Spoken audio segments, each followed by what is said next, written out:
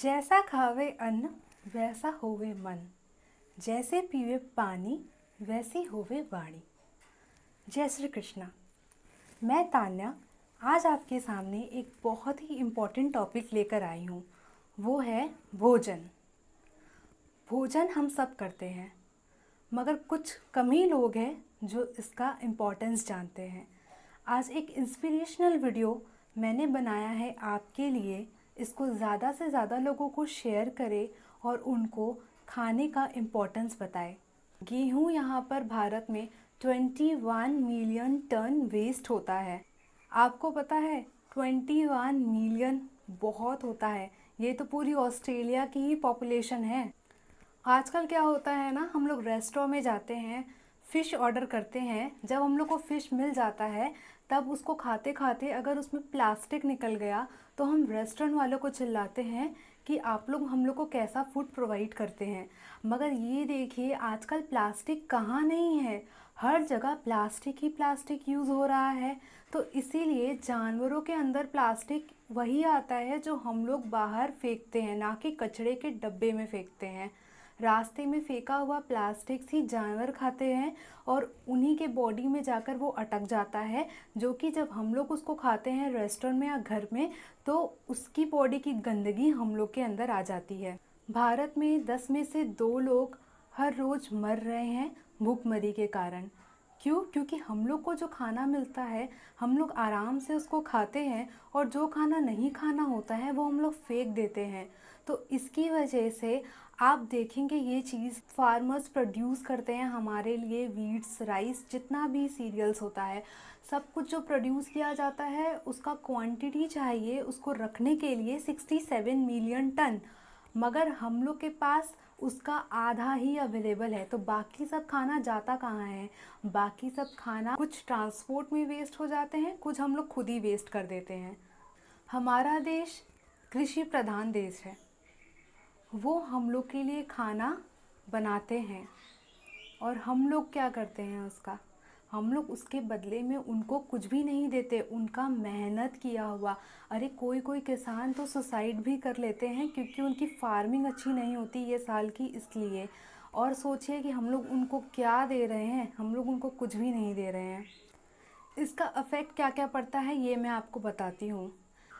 खाना जो हम लोग वेस्ट करते हैं, रास्ते में फेंकते हैं, उसमें से एक ब्लैक कलर का लिक्विड निकलता है जिसका नाम होता है लीचेस और ओस। ये सब क्या होता है कि धीरे धीरे वो जो काला पानी है वो सॉइल के अंदर जाता है और सॉइल उसको अब्जॉर्ब कर देता है, जिसकी वजह से ग्राउंड वाटर जो है वो भी ख़राब हो गया। तो सोचिए इनडायरेक्टली किस तरह से हमारी प्रकृति को हार्म कर रहा है।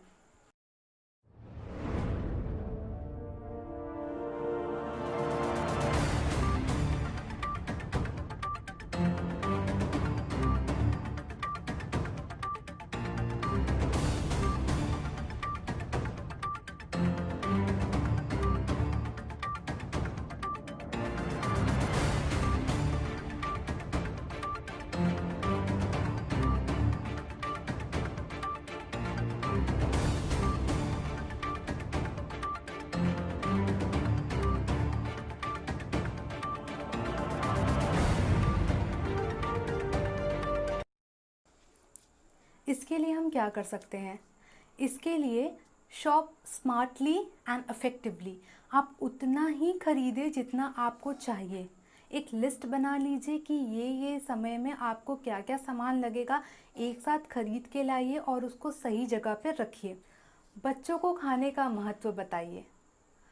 क्या होता है ना, बच्चे क्या करते हैं आजकल इतने बिज़ी हो गए हैं ट्यूशन्स में, इसमें उसमें, कि बिना खाए ही घर से निकल जाते हैं। ये चीज़ नोटिस कीजिएगा, जब भी आप बिना खाए घर से निकलते हैं तो पूरा दिन भी आपका भूखे भूखे ही जाता है।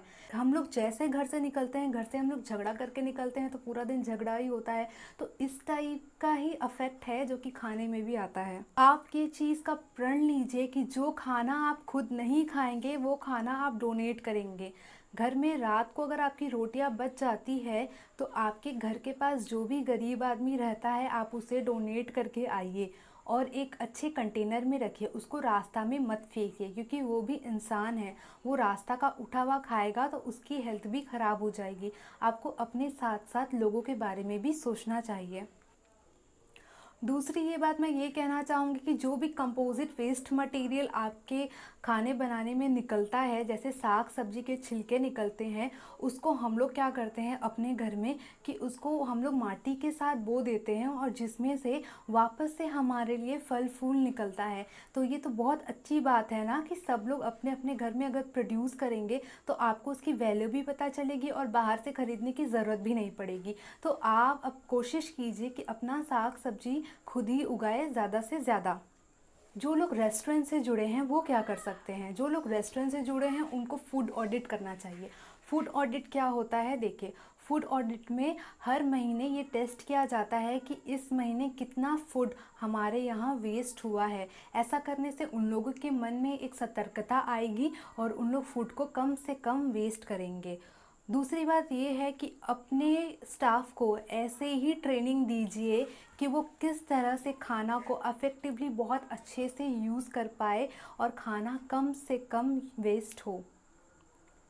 उसके बाद खाने को करेक्ट टेम्परेचर में रखना बहुत ज़्यादा ज़रूरी है। अगर करेक्ट टेम्परेचर में खाना नहीं रहेगा तो वो बहुत जल्दी साग सब्जियां सड़ जाएंगी। कुछ पदार्थ ऐसे होते हैं जिनको गर्म में रखा जाता है, कुछ को ठंडे में। आपको किस में रखना है ये आप पहले से ही जांच पड़ताल कर लीजिए। साग सब्जी को इधर उधर ना फेंकें। आपको पता है कनाडा में क्या होता है? कनाडा में ऐसा बना दिया गया है रूल्स कि जितने भी सुपरमार्केट्स हैं उनका जितना भी अनसोल्ड वेजिटेबल है, जो कि उनका वेजिटेबल जो बिकेगा नहीं, वो उन लोग क्या करते हैं, वो उन लोग डोनेट कर देते हैं, जिसमें से 22,000 लोग खाते हैं। सोचिए, ऐसा हम लोग यहाँ पे भी करने का कोशिश कर सकते हैं। गवर्नमेंट का अगर आप इंतज़ार करेंगे तो शायद बहुत देर हो जाएगी। हो सकता है कि गवर्नमेंट जो रूल्स अप्लाई कर रही हो वो आप लेना नहीं चाहे, वो आप इम्पैक्टफुल नहीं लाना चाहे, वो आप यूज़ नहीं करना चाहे। तो इससे अच्छा क्यों ना अपने रूल्स खुद बनाए, क्यों ना दूसरे का भला करे। आप ये तो मानते हैं ना कि खाना हमें भगवान ही देता है, हम लोग खुद नहीं देते। इंसान कभी खाना नहीं दे सकता है।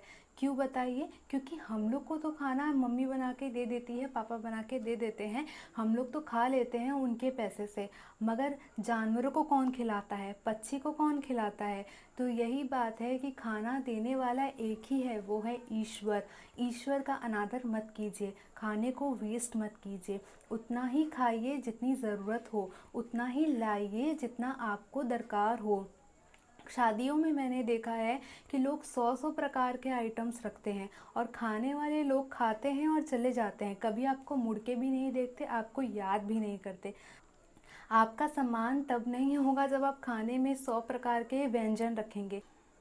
आपका सम्मान तब होगा जब आप 5 प्रकार के भी भोजन रखें मगर उसमें स्वाद हो। धन्यवाद। अगर ये वीडियो अच्छा लगा हो तो इसको ज़्यादा से ज़्यादा लोगों को शेयर कीजिए।